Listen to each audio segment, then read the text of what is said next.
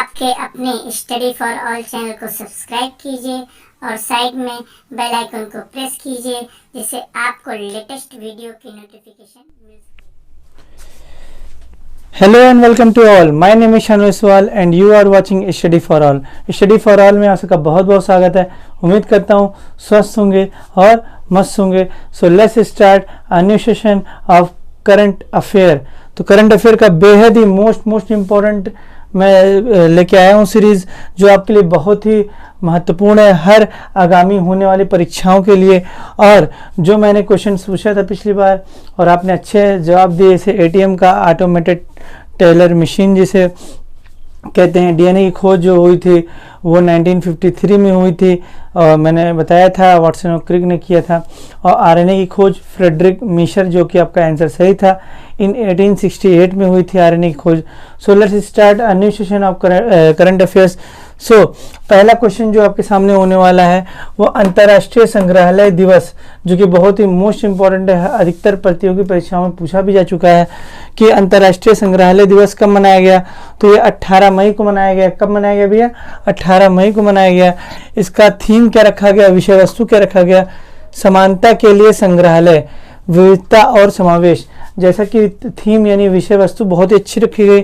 समानता के लिए संग्रहालय मतलब जानते हैं एजुकेशन में सबके लिए क्या होना चाहिए, राइट टू इक्वलिटी होनी चाहिए। ठीक, सही बात है, इक्वलिटी होना चाहिए। हर वर्ग के लोग पढ़ें, हर तबके के लोग पढ़ें, ठीक, जिससे एजुकेशन में इम्प्रोवेशन हो और इंडिया का भी क्या हो, उत्थान हो सके। ठीक, और इसमें विविधताएं हो, नई नई चीज़ें हमें सीखने को मिले, ठीक, उस संग्रहालय में।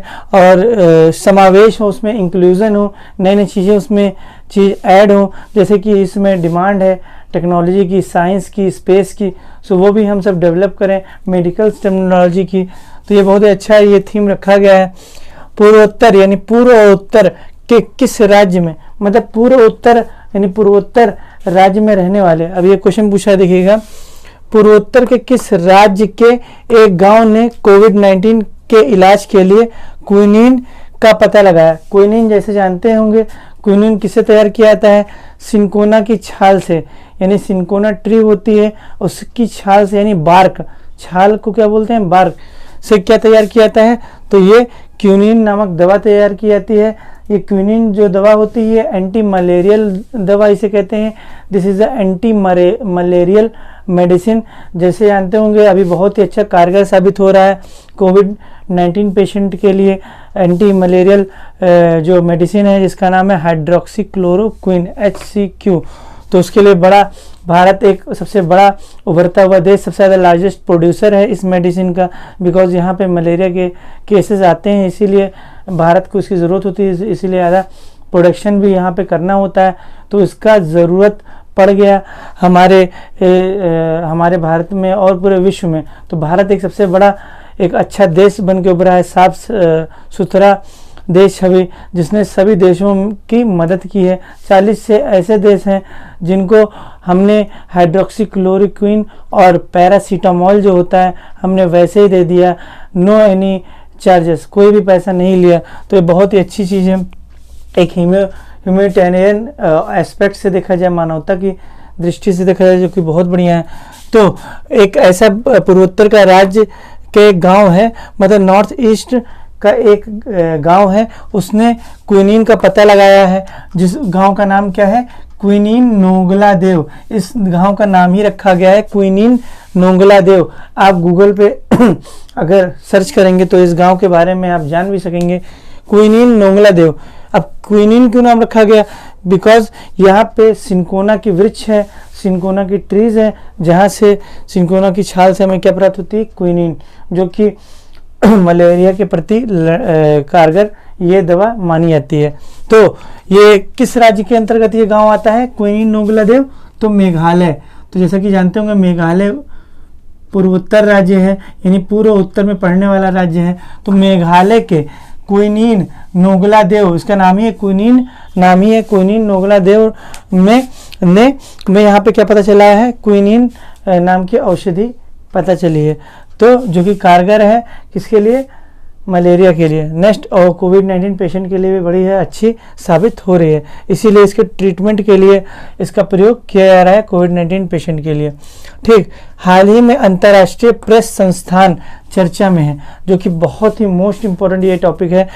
ये अंतर्राष्ट्रीय प्रेस संस्थान, इसका काम क्या है, जिसने पत्रकारों को डराने धमकाने को लेकर अभी निंदा जाहिर की है कि विश्व में कहीं और भारत ही में देख लीजिए कि हमारे पत्रकारों को, जर्नलिस्ट को डराया धमकाया जाता है, यहाँ तक मार भी दिया जाता है। और विश्व में भी ऐसे कुछ देश ऐसे हैं यहाँ पे देखने को मिलते हैं, कई सारे देश ऐसे हैं।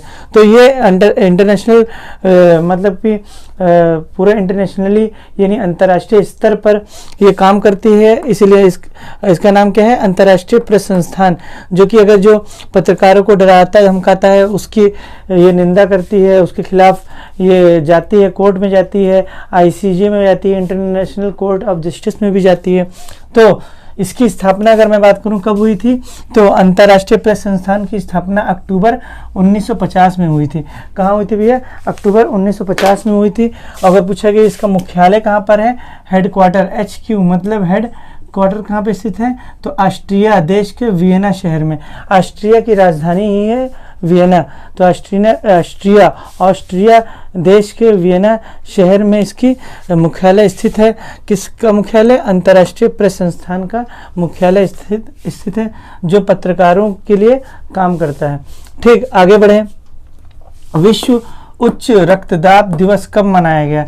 देखिए, विश्व उच्च रक्तदाब दिवस मनाया जाता है, विश्व उच्च रक्तदाब दिवस यानी world high blood pressure day. ये कब मनाया गया? 17 मई को मनाया गया। कब मनाया गया भैया? 17 मई को मनाया गया। अब मैं आपसे एक क्वेश्चन पूछता हूँ, जिसका आप आंसर सीधा सीधा आराम से दीजिएगा। मैंने बताया है, आप जरूर दीजिएगा कमेंट सेक्शन के बॉक्स में। पहला क्वेश्चन ये पूछता हूँ कि अगर हाई ब्लड प्रेशर हो जाए तो उसको क्या कहा जाता है? अभी हाल ही में अभी GS सेशन एपिसोड में मैंने पढ़ाया हुआ था कि अगर किसी व्यक्ति को निम्न रक्तदाब हो जाए या उच्च रक्तदाब हो जाए, दोनों आपको बताना है। निम्न रक्तदाब भी बताना है, यानी लो ब्लड प्रेशर, और हाई ब्लड प्रेशर को क्या कहा जाता है साइंस की टर्मिनोलॉजी में। और एक क्वेश्चन और बताना है कि रक्तदाब को किस मशीन द्वारा मापा जाता है, किस डिवाइस द्वारा इसे मेजर किया जाता है। तीसरा क्वेश्चन ये हो गया। चौथा क्वेश्चन ये पूछता हूँ कि ब्लड प्रेशर की खोज किसने की थी? ब्लड प्रेशर की जो मशीन है जो मैंने पूछा है उसका नाम क्या है, उसकी खोज किसने किया है? सब मैंने पढ़ाया था अभी जल्दी हाल ही में, और पहले भी मैंने ब्लड प्रेशर के बारे में डिस्कस किया है, तो आपको जरूर बताना है इसके बारे में। इसको कब मनाया गया? 17 मई को विश्व उच्च रक्तदाब दिवस मनाया गया, जिसका थीम यानी विषय वस्तु रखा गया know your numbers with a goal of increasing high blood pressure. पहले नंबर जानिए कितने उस देश में या उस शहर में कितने हाई ब्लड प्रेशर के मरीज अभी हैं, बिकॉज जानते हैं हाई ब्लड प्रेशर से प्रॉब्लम्स हमें बहुत ही फेस करनी पड़ती है, डेथ भी हो सकती है, और सबसे ज़्यादा प्रॉब्लम होती है हार्ट को। किसको होती है? हार्ट को। तो हम नंबर्स को जाने कि कितनी संख्या में है ऐसे पेशेंट, और उन पर हम ट्रीटमेंट करें, जिससे इस भयावह बीमारी को हम धीरे धीरे सॉल्व कर सकें। और इसके बाद में क्या था? Know your numbers with a goal of increasing high blood pressure awareness in all population around the world. मतलब हम पूरे ऑल अराउंड द वर्ल्ड, पूरे विश्व में कोई भी ऐसा देश ना हो, कोई भी ऐसा विश्व ना हो जिसको हम जो अगर जागरूक ना हो तो उसको हम क्या करें? अवेयर करें, जागरूक करें। किसके बारे में? हाई ब्लड प्रेशर के बारे में, because this is a severe problem. ये बहुत ही नॉर्मल ये डिसीज़ नहीं है, एक डिसीज़ ही इसे कह सकते हैं ये। तो इसको अवेयर करें उस व्यक्ति को जो हाई ब्लड प्रेशर से सफ़र कर रहा है। सो बहुत ही अच्छा इसका थीम रखा गया है। नेक्स्ट क्वेश्चन की बात की जाए कि दक्षिण मध्य रेलवे ने कोविड-19 पेशेंट की देखभाल के लिए, बहुत ही मोस्ट इम्पोर्टेंट, बहुत ही अच्छा सराहनीय काम है, दक्षिण मध्य रेलवे ने कोविड-19 पेशेंट की देखभाल के लिए रोबोट डिवाइस यानी रोबोट मशीन डेवलप किया है, को विकसित किया है। उसका नाम क्या है उस डिवाइस का? Rail bot is a robotic device, robotic machine जो हेल्पफुल है किसके लिए? कोविड-19 पेशेंट के लिए। मतलब ये हेल्प करेगा कोविड-19 पेशेंट के लिए, बहुत ही अच्छा कारगर ये माना जा रहा है ये। डिवाइस, जो कि रोबोटिक डिवाइस है। इसका नाम क्या है? Rail bot. अगर नेक्स्ट क्वेश्चन की बात की जाए, विश्व मधुमक्खी दिवस यानी वर्ल्ड बीज डे, बीज को बोलते हैं मधुमक्खी, बीज को क्या बोलते हैं भैया? मधुमक्खी। यानी विश्व मधुमक्खी दिवस कब मनाया गया? तो विश्व मधुमक्खी दिवस इस वर्ष 20 मई को अभी कल ही मनाया गया है, पिछला बीता हुआ कल में मनाया गया है। कि विश्व मधुमक्खी दिवस अगर पूछा है कब मनाया गया, तो 20 मई को मनाया जाता है। ये 20 मई को मनाया गया। इसका थीम क्या रखा गया? सेव द बीज, मतलब मधुमक्खियों को बचाएं। बिकॉज हमारे ये इकोनॉमिक वे से और ये बहुत ही कारगर सिद्ध है, साबित होता है, और ये मेडिसिनल भी बहुत ही वैल्यूएबल है हमारे लिए, ठीक, प्रीशियस है हमारे लिए, कीमती है, वैल्यूएबल है। क्योंकि जानते हैं पूरा का पूरा जो आयुर्वेदा है आप शहद ही पे डिपेंड होता है। पूरा शहद को बहुत ही अच्छी एक दर्जा दिया गया है। आयुर्वेदा BMS जैसे डॉक्टर बनते हैं, आयुर्वेदिक डॉक्टर बनते हैं, तो शहद का बहुत ही इम्पोर्टेंट रोल है हमारे बॉडी के लिए, ह्यूमन बॉडी के लिए, ठीक। और ये इकोनॉमिकली हम दूसरे देशों को एक्सपोर्ट भी करते हैं। देखिए बीज से हमें क्या प्राप्त होते हैं? सीधी सी बात है, शहद, हनी प्राप्त होते हैं। तो हनी हमारे लिए बहुत इंपॉर्टेंट है। आपको बताना है, हनी में बीज से हमें प्राप्त होता है शहद, और शहद में कौन सी शर्करा पाई जाती है? मैं एक क्लू दे देता हूँ कि सबसे प्राकृतिक, सबसे मीठी प्राकृतिक शर्करा उसे कहते हैं। तो ये आपको बताना है, सबसे मीठी शर्करा है। अब मैं आपको क्लू दिया हूँ कि सबसे मीठी शर्करा है जो हमें बीज से, छत्ते से, यानी मधुमक्खी के छत्ते से प्राप्त होती है, उसका नाम बताना है। अब आपको दूसरा आंसर मैंने यहाँ पे लिख दिया है, बीज यानी मधुमक्खियों का अध्ययन। देखिए कितना वैल्यूएबल है, इकोनॉमिकली हम एक्सपोर्ट करते हैं हनी को, यानी शहद को एक्सपोर्ट करते हैं, निर्यात करते हैं, तो हमें इकोनॉमिकली फ़ायदा होता है, यानी पैसे मिलते हैं हमें। तो बीज का अध्ययन किस शाखा में किया था, किस ब्रांच में डील किया था इसको भी आपको बताना है। नेक्स्ट क्वेश्चन की ओर बढ़ते हैं। आवासीय और शहरी मंत्रालय ने, मोस्ट इम्पोर्टेंट, आवासीय और शहरी मंत्रालय ने किन 6 शहरों को 5 स्टार कचरा मुक्त शहर घोषित किया? 5 रेटेड स्टार कचरा यानी गार्बेज फ्री कर घोषित किया, अनाउंस किया, यानी 5 स्टार गार्बेज फ्री सिटी उसे अनाउंस किया, घोषित किया, यानी 5 स्टार कचरा मुक्त शहर घोषित किया।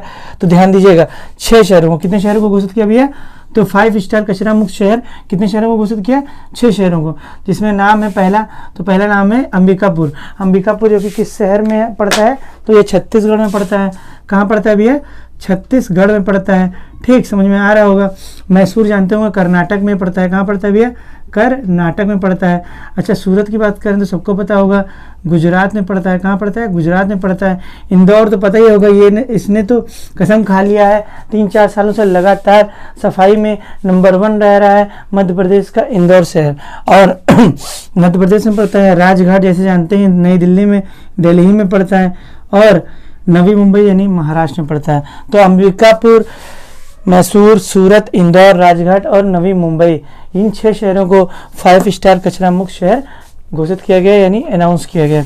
मोस्ट इंपॉर्टेंट नेक्स्ट क्वेश्चन, पहले किस इलेक्ट्रिक इंजन जो कि कैसा है? Made in India. अभी हाल ही में हमसे के लिए बड़ी ही अच्छी न्यूज़ आई है, पहली इलेक्ट्रिक इंजन जो मेड इन इंडिया है, यानी इंडिया द्वारा पूरी तरह से निर्मित है, 100% इंडिया द्वारा बना हुआ है। इस इंजन को भारतीय रेलवे द्वारा पंडित दीनदयाल उपाध्याय जंक्शन स्टेशन से सफलता पूर्वक चलाया गया।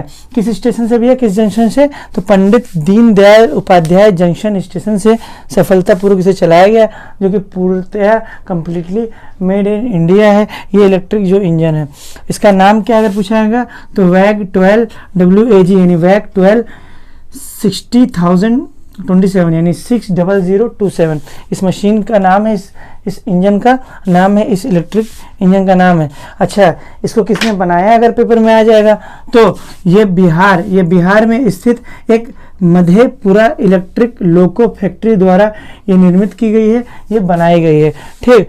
इसको बनाया गया है, मैन्युफैक्चर किया गया है बिहार स्थित मधेपुरा, मतलब बिहार में स्थित है एक फैक्ट्री है जिसका नाम है मधेपुरा इलेक्ट्रिक लोको फैक्ट्री, ठीक। लोको को मतलब जानते हैं, वो लोको का संबंध रेलवे से ही होता है, जैसे लोको पायलट कहते हैं, लोको पायलट जो ट्रेन चलाता है। तो इतना उम्मीद करता हूँ समझ में आ रहा होगा। नेक्स्ट क्वेश्चन की बात की जाए कि भारत सरकार ने किस नेशनल हाइड्रोग्राफर जानते हैं उनको कौन होते हैं, जो काम करते हैं, हाइड्रो का मतलब ही तो जल संबंधित काम करते हैं। हाइड्रोग्राफर का ये वर्क है, जैसे ये जल है, ठीक है, और जल ये मान लीजिए ये अर्थ सरफेस है और इसके नीचे जल है, तो इन दोनों के बीच की जो बाउंड्री है इसमें क्या है, इसके बारे में अध्ययन करते हैं। साथ साथ जो जल के अंदर जो दुनिया है उसके बारे में डिस्कस करते हैं, और पूरा उसमें टाइड्स वगैरह ज्वार जो आते हैं उसमें भी ये अध्ययन करते हैं। उनका काम है हाइड्रोग्राफर का। तो अभी भारत सरकार ने हाल ही में किस नेशनल हाइड्रोग्राफर को देखिएगा, अलेक्जेंडर डेल रिम्पल पुरस्कार, क्या नाम है, बहुत ही सबसे बड़ा पुरस्कार माना जाता है किसी भी हाइड्रोग्राफर के लिए। अलेक्जेंडर डेल रिम्पल पुरस्कार से सम्मानित किया गया, जो कि बहुत ही अच्छे व्यक्ति हैं। ये इनका नाम है वाइस एडमिरल। ये कौन है, वाइस एडमिरल हैं, जिनका नाम है विनय बधवार, जो कि वाइस एडमिरल हैं। इनको ये कौन है, नेशनल हाइड्रोग्राफर हैं। ये राष्ट्रीय स्तर पे पूरे इंडिया में इनकी छवि है, बहुत ही अच्छे हाइड्रोग्राफर माने जाते हैं राष्ट्रीय स्तर पे। इनको अलेक्जेंडर डेल रिम्पल पुरस्कार से नवाजा गया, इनको दिया गया, खिताब दिया गया, जो कि ये माने जाते हैं। सोच लीजिएगा, ध्यान से समझिएगा। विनय बधवार जी जो है 1982 में इंडियन नेवी के पोस्ट पे ये आए थे सबसे पहले, इंडियन नेवी। सोच ली कितने साल हो गए, 18 साल उधर और 20 साल इधर, 38 साल हो गए। इन 1982 में इन्होंने ज्वाइन किया था इंडियन नेवी के पोस्ट को। तो इनके बारे में ज़रूर पढ़िएगा, आप गूगल कीजिएगा या यूट्यूब पे पढ़िएगा कि इनके बहुत ही अच्छे छवि के ये व्यक्ति हैं। नेक्स्ट क्वेश्चन की बात की जाए, बहुत ही अच्छे कर्मठ हैं, बहुत काम के प्रति बड़ी सेंसिटिव हैं, बहुत अच्छा काम करते हैं, बहुत ईमानदारी से करते हैं। Next and last question, WHO की निर्णय लेने वाली यानी डिसीजन लेने वाली किस संस्था में। तो जानते हैं WHO इस समय बहुत ही उनको ये अवहेलना झेलनी पड़ रही है कि आपकी गलती से, आपकी लापरवाही से आपने डेटा छुपाया, आपने उनकी शाबाशी की चीन की। तब जब चीन छुपा रहा था, उसने इंटरनेशनली तो एयरलाइंस ऑन रखा, एक्टिविटी ऑन रखी, मतलब वहाँ से लोग और देशों में गए, फैलाया कोरोना वायरस, बट जो इंटरनली एयरलाइंस को उन्होंने बंद कर दिया। सब कुछ अधिकतर चीज़ें पता होती हैं, और इन्होंने तब भी टेड्रोस हैं, जानते होंगे, जो WHO के हेड हैं, ठीक, टेड्रोस हैं, तो उन्होंने इथोपिया के रहने वाले हैं, तो उन्होंने उनकी तब भी क्या की, वाहवाही की, ठीक है, तो इनके लिए क्लैप भी किया था। तो WHO की निर्णय लेने वाली किस संस्था ने, यानी कौन सी संस्था है, विश्व स्वास्थ्य सभा, यानी विश्व मतलब वर्ल्ड, स्वास्थ्य मतलब हेल्थ, एंड सभा मतलब असेंबली। तो WHO की वर्ल्ड हेल्थ असेंबली ने कोविड-19 चीन के वुहान में जांच करने का समर्थन किया। तो ध्यान दीजिएगा, WHO की संस्था ने कोविड-19 जो फैला हुआ है चीन के वुहान में, यहाँ पर जांच की जाए कि कहाँ से ये निकला, इसका ओरिजिन कहाँ से हुआ, ये किसके द्वारा क्या है, इसमें पूरी तरह से हिस्ट्री पता चले। तो चीन की वुहान में जांच करने का समर्थन किया, जिसमें से देखिएगा कुल विश्व स्वास्थ्य सभा में 194 कंट्री ने यहाँ पे सम्मिलित हैं, इसमें हैं, जिनमें 120 देशों ने ये समर्थन किया कि चीन के वुहान शहर में क्या हो, इंस्पेक्शन हो, जिसमें से इंडिया भी था, और सबसे बड़ी चौंकाने वाली बात थी रशिया भी था। क्या था भैया, रशिया ने भी इनका समर्थन किया कि चीन के वुहान में इसका जांच हो कि कोविड ने जो कोरोना वायरस कैसे फैला, क्यों फैला, कहाँ से फैला। क्योंकि रशिया जानते होंगे चीन का हमेशा सपोर्ट करता रहता है, बट रशिया, देखिए सब लोग होते हैं सेल्फ काम अपने लिए तो करते ही हैं, देखिए आजकल कौन अपने लिए नहीं करता है। तो रशिया में जानते हैं इतने तेज़ी से स्पाइक आया है, अधिकतर मौतें हो रही हैं, और मौतें भी अभी छुपा रहे हैं जैसे बताया जा रहा है। और यूएसए के बाद रशिया का नंबर सेकंड नंबर पे है, जो सबसे ज़्यादा प्रभावित है, दो सबसे बड़ी मिलिट्री पावर प्रभावित है। इसीलिए रशिया थोड़ा गुस्सा आ गया और चीन के वुहान में जांच का समर्थन किया। आपको बताना है विश्व स्वास्थ्य सभा, मैं आपसे बताता हूँ, बहुत सिंपल सा क्वेश्चन पूछ रहा हूँ कि विश्व स्वास्थ्य सभा का ये जो मुख्यालय है, ये हेडक्वार्टर इसका कहाँ पर है, ये इसका आपको आंसर बताना है। So this is the end of the video. आपको बहुत अच्छा लगा होगा। Thank you for watching and keep it up and all the best. And comment section के बॉक्स में ज़रूर आंसर दीजिएगा।